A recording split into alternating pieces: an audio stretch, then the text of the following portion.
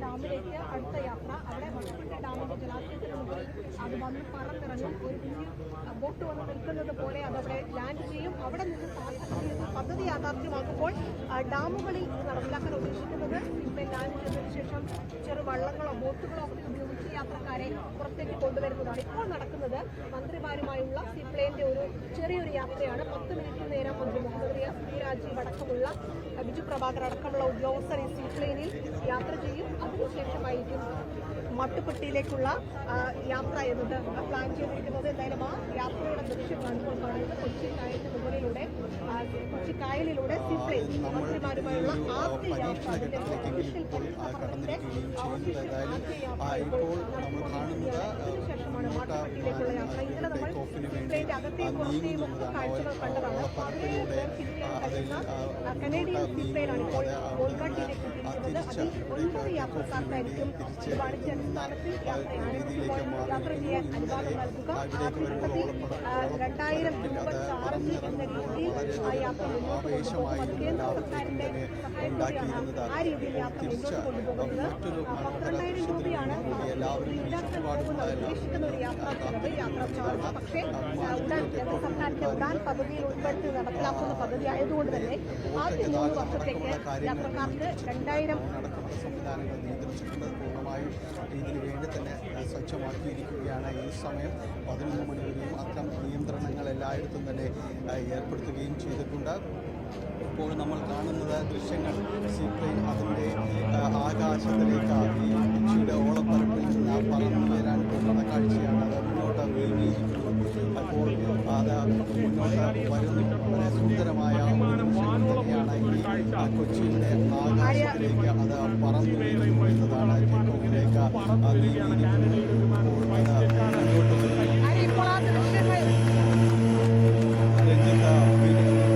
ടേക്കോഫിലേക്ക് സുന്ദരമായ ഒരു ദൃശ്യങ്ങളാണ് നമ്മൾ കാണുന്നത്. കൊച്ചിയുടെ ആകാശത്തിലേക്ക് അത് പറന്നുയരുന്നു.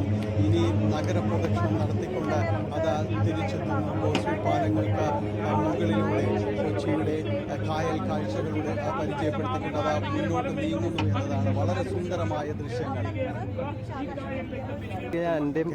മനോഹാരിതകൾ പറഞ്ഞു കെട്ടിടങ്ങളിൽ നിന്ന് കൂടുതൽ പേർ കേരളത്തിലേക്ക് എത്തി ദൈവത്തിൻ്റെ സ്വന്തം നാട് എന്ന പേരിലേക്ക് കൂടുതൽ വിനോദസഞ്ചാരികൾ അനുഭവിക്കാനെത്തും.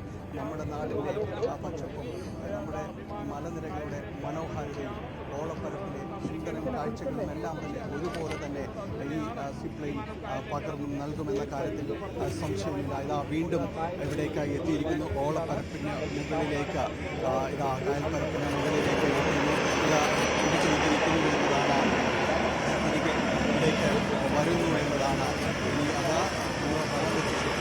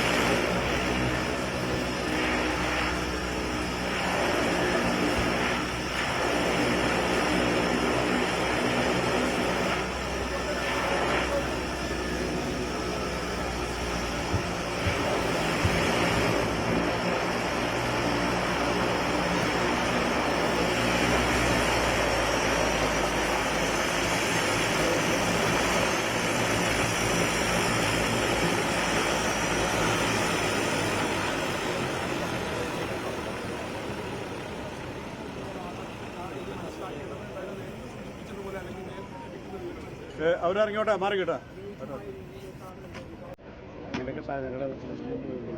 അവർ